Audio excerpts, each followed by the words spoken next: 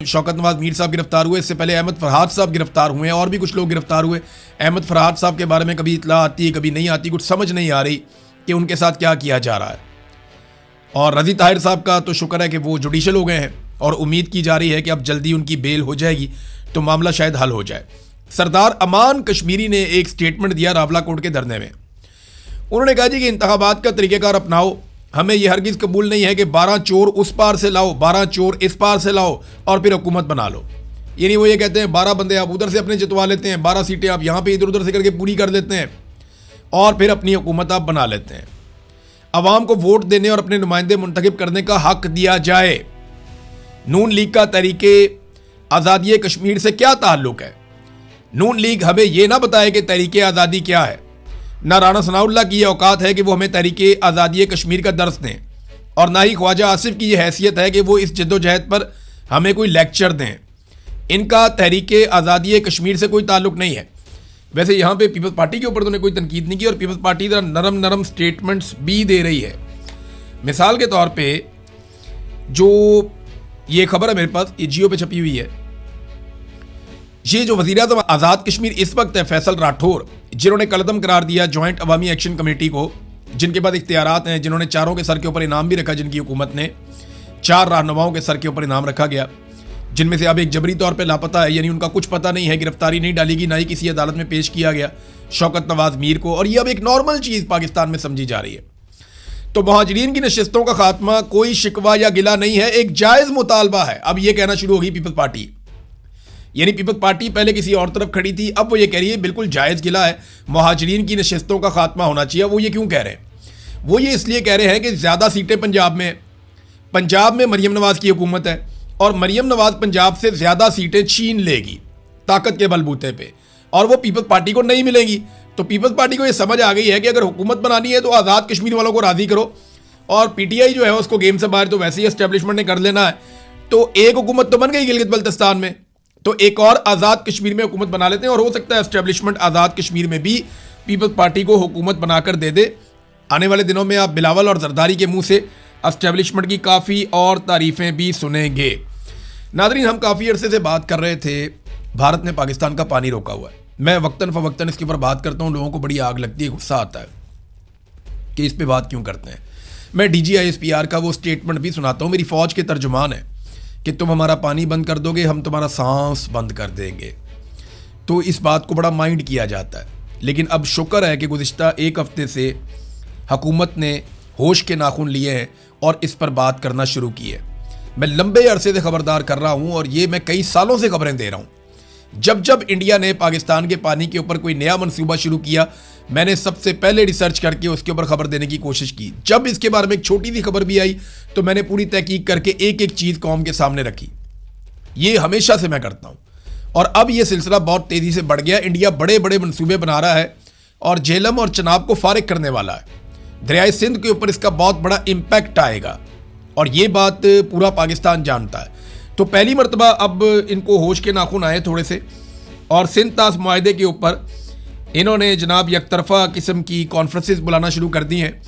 इसमें मेरे ख्याल में ना राब्ते करने चाहिए इंडिया के साथ, इंडिया को अंगेज करना चाहिए। इस हुकूमत ने इंडिया के साथ राब्तों में कोई कबाहत नहीं है। इन्हें ऐसा नहीं है कि इनकी कोई कुट्टी होगी, इंडिया के साथ इनके राब्ते हैं, हॉटलाइन हर वक्त चलती रहती है और एक जंगबंदी हुई है और इसके बीच में कुछ बातचीत भी हुई है इनकी।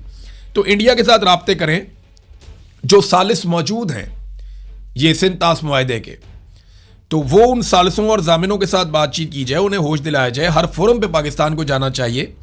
लड़ाई जो है वो किसी भी मसले का आखिरी हल हो सकता है और लड़ाई कभी भी मसले का हल नहीं होती। लड़ाई खुद ही एक मसला होती है, लेकिन बाद औक़ात लड़ाई के बाद मसले का हल निकल आता है जब दोनों फरीकैन को होश आती है कि लड़ाई में काफ़ी नुकसान हो गया।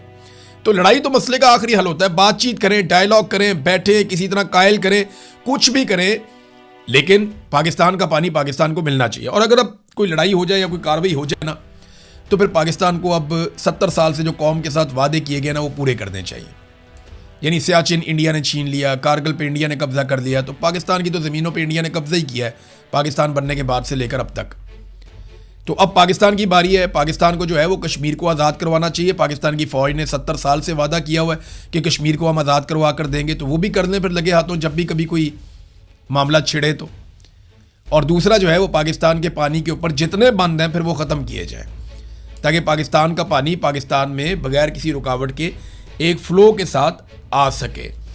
नादरीन, तेल महंगा हो जाता है ना पाकिस्तान में, एक अजीबोगरीब चीज़ मैं आपको बताता हूँ। अब तेल सस्ता करने के लिए हुकूमत तैयार ही नहीं है, वो एक के बाद एक टैक्स उसके ऊपर लगाते चले जा रहे हैं।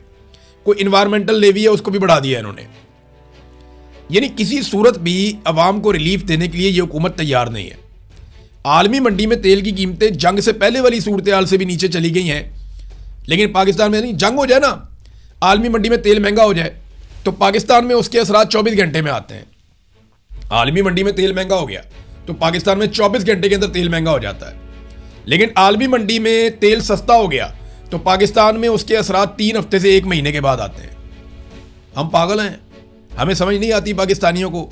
यानी वहां महंगा होता है तो आप 24 घंटे में यहां महंगा कर देते हैं, वहां सस्ता होता है तो आपको सस्ता करने में 3 हफ्ते से 1 महीने तक मौत पड़ जाती है कि जनाब हमने सस्ता नहीं करना। तो अजीबो गरीब किस्म के जेब कतरे जो हैं वो पाकिस्तान के ऊपर इस वक्त मुसल्लत हैं। शौकत नवाज मीर साहब गिरफ्तार हुए, इससे पहले अहमद फरहाद साहब गिरफ्तार हुए हैं और भी कुछ लोग गिरफ्तार हुए। अहमद फरहाद साहब के बारे में कभी इतला आती है कभी नहीं आती, कुछ समझ नहीं आ रही कि उनके साथ क्या किया जा रहा है। और रजी ताहिर साहब का तो शुक्र है कि वो जुडिशल हो गए हैं और उम्मीद की जा रही है कि अब जल्दी उनकी बेल हो जाएगी तो मामला शायद हल हो जाए। सरदार अमान कश्मीरी ने एक स्टेटमेंट दिया रावला कोर्ट के धरने में। उन्होंने कहा जी कि इंतखाबात का तरीक़ेकार अपनाओ, हमें यह हरगिज़ कबूल नहीं है कि 12 चोर उस पार से लाओ, 12 चोर इस पार से लाओ और फिर हुकूमत बना लो। यानी वो ये कहते हैं 12 बंदे आप उधर से अपने जितवा लेते हैं, 12 सीटें आप यहाँ पे इधर उधर से करके पूरी कर लेते हैं और फिर अपनी हुकूमत आप बना लेते हैं। अवाम को वोट देने और अपने नुमाइंदे मुंतखब करने का हक दिया जाए। नून लीग का तहरीके आज़ादी कश्मीर से क्या ताल्लुक है? नून लीग हमें यह ना बताए कि तहरीके आज़ादी क्या है। ना राना सनाउल्लाह की यह औकात है कि वो हमें तहरीके आज़ादी कश्मीर का दर्स दें, और ना ही ख्वाजा आसिफ की यह हैसियत है कि वो इस जद्दोजहद पर हमें कोई लेक्चर दें।